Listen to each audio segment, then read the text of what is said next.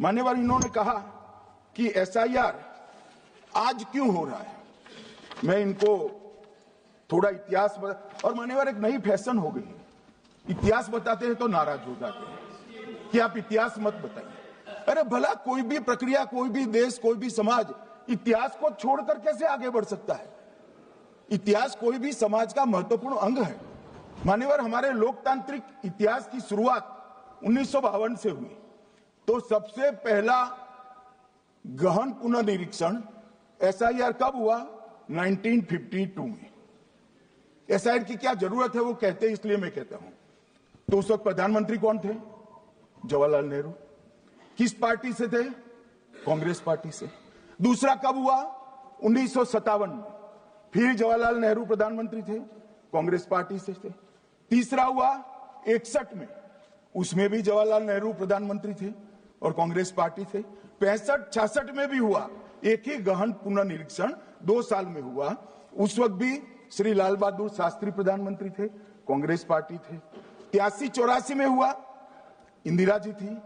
87-89 में हुआ, राजीव गांधी थे।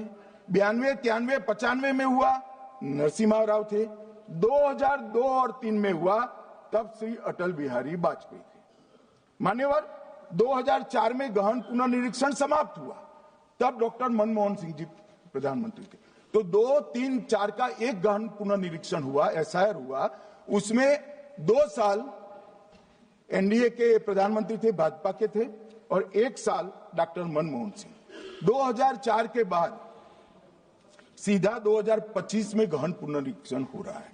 और इस वक्त हम हैं, एक पूरा गहन पुनर्निरीक्षण एसआईआर की प्रक्रिया का आज तक 2004 तक किसी भी दल ने विरोध नहीं किया है। मान्यवर, क्योंकि ये चुनाव को पवित्र रखने की प्रक्रिया है, चुनाव के उद्देश्यों को, लोकतंत्र को स्वस्थ रखने की प्रक्रिया है।